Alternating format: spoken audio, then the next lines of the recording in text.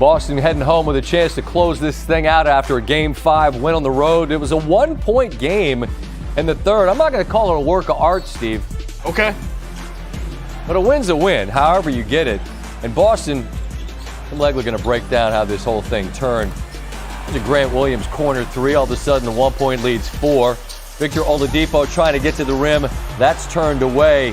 And the Celtics turn defense into offense. Jason Tatum, he's sort of on the struggle bus in the first half, but now he's finding solid footing at 67-58. How about a Jaylen Brown jumper? Similar deal for him. First half was not great for either superstar, but now it's a 10-0 run, and it's a double-digit lead. And in the fourth, off the White feed and the Horford kick, all three of these from Brown, the Celtics pushing that lead out. You'll notice that Miami's not able to get anything going on the offense either. Horford, beautiful reverse to find Tatum, all three of those. And Coach Spo's got no answers at this point. Hero on the bench, Butler looks gassed, Lowry can't buy a bucket. Meanwhile, another three from Brown. And you blinked, man, and this thing had gotten away from the home team, and then Brown, exclamation point. Bench mob enjoying every bit of that. Bam Adebayo knew sometimes you just better just get the heck out the way. Jaylen Brown released the Salters after the Celtics' 13-point win. Thank you very much, Jaylen. You guys went on a 24-2 run in the third quarter and into the fourth. That changed the entire game. What changed for you guys during that run? We just got it going offensively. We stopped turning the ball over. We had a lot of turnovers in the first half. And shots up. They had, I think, like 12 more shots than us in the first half. So second half, we cleaned it up, got more settled in, and found a way to win. When you were in that run, could you feel that things were starting to click? Absolutely. I mean, we've been playing defense all year. We played defense great in the first half, played defense great in the second half. So once we start giving the ball away, I knew we were going to get some open looks. Had to be ready to knock them down. What was the key for your game tonight? Just keep being aggressive, let go of the plays, the mistakes. Miami does a good job of being physical and trying to stop me to get to where I want to go. Just come out and be myself and play basketball. You got 48 minutes and give it all you got and leave it on the floor. Once again, you guys basically shut down Jimmy Butler. How were you able to do that? Again. We're just playing basketball. It's the playoffs. One game you win, next game he can come out and score 40 points. So we just got to be great from game to game. This game only counts as one. We got to be ready for the next one. One game away from the finals. The Olympics.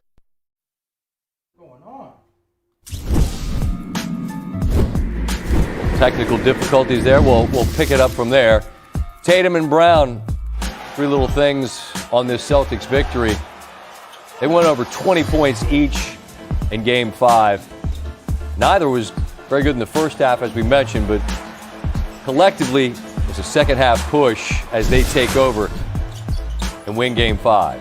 It's a 3-2 lead in the East Finals. That 24-2 run, at least the Celtics was just talking about. Miami down 1, and then suddenly they were down 23, seemingly in the blink of an eye. Miami, just a miserable night from the floor. They shoot 7 of 45 on threes. Miami missed a franchise playoff record, 38 threes.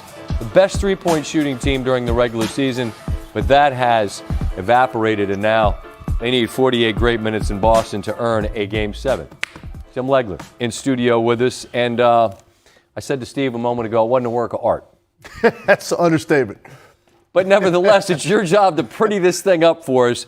And it was sloppy, as we mentioned, and it's a third quarter that we've just kind of illustrated, but you can help elevate our understanding. What went on? It was a tough watch. I thought offensively both teams. Playoffs have been lately, man. And I thought there were some guys looked tired tonight, some guys didn't look healthy tonight, and then there was just some really bad misses, and you're just waiting around to see who's going to get hot at some point. Jaylen Brown hit it on the head. He said, we just got it going offensively.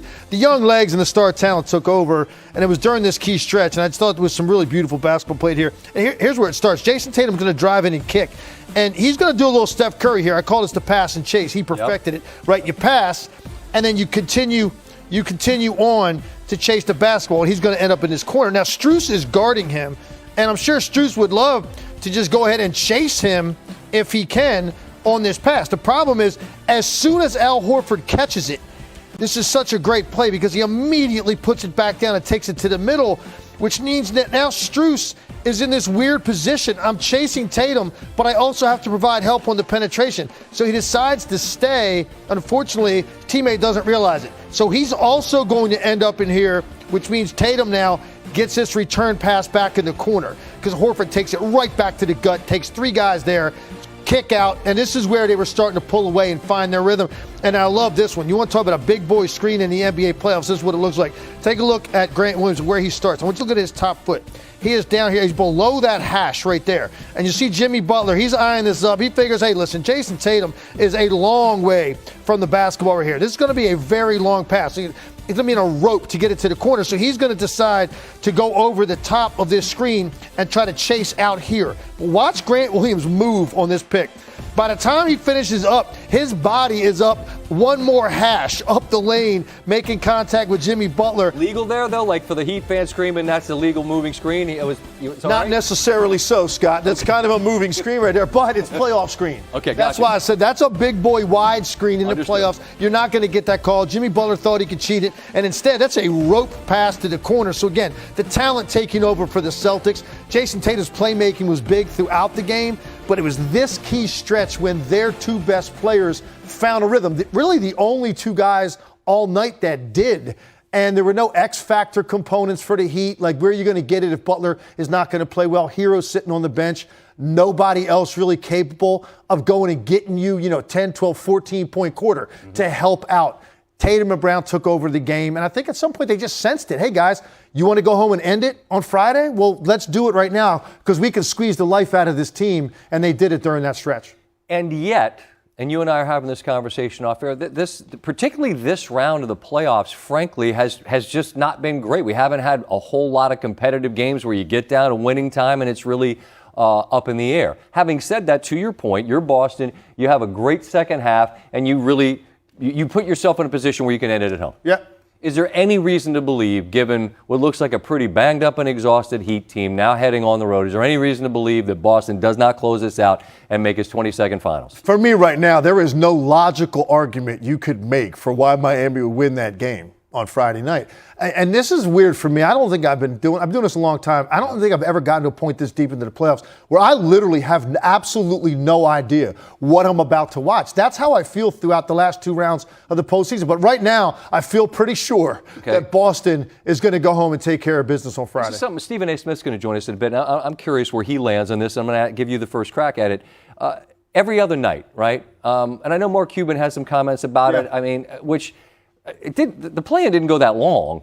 But, I mean, it does feel to me that these teams that are pretty exhausted would benefit from another night off. I mean, we're seeing it in the NHL as well. I mean, every other night is great for us with TV. We get a rhythm. We got it, you got it, TNT, whatever. We're watching these games. But do you feel like maybe a night in between somewhere here to just catch your breath would benefit these teams? Yeah, we're certainly going to get it in the finals, so it's going to help, particularly coming out of this series here in the Eastern Conference. Golden State just has more weapons and more answers than any of these other 3 teams that are still alive. But it's going to benefit these 2 teams greatly when they start getting, whoever gets there, when you start getting multiple nights off, there's no doubt, because it's not just guys being tired. It's also, there are a lot of guys, it seems like, that have lingering injuries. They're just not healthy, and that puts more pressure on the healthy star. For example, a Jimmy Butler. Like, you're going to need to go get 35 or 40 tonight, and he looked absolutely dead tired. He shot back-to-back air balls in the third quarter on wide-open looks. I think that says a lot about a guy that good looking like that in the moment. And that fit. I mean, Butler's a guy who's, like, he's built for it, Absolutely. And I think I'm with you. It just speaks to that, and Boston's defense is suffocating in Miami, They're going to go win now. Because, wears you down, man. Yeah, but they're going to go win in Boston now because You might be right. It's just the goofiest postseason we've seen in a while. As always, Tim, appreciate your time. All right, Scott. Thank you so much. Boston, as we mentioned, a win away from a trip to the finals. Haven't been since 2010, lost in 7 to the Lakers. As for Miami, they head into Game 6, hoping to overcome a 3-2 deficit for the first time since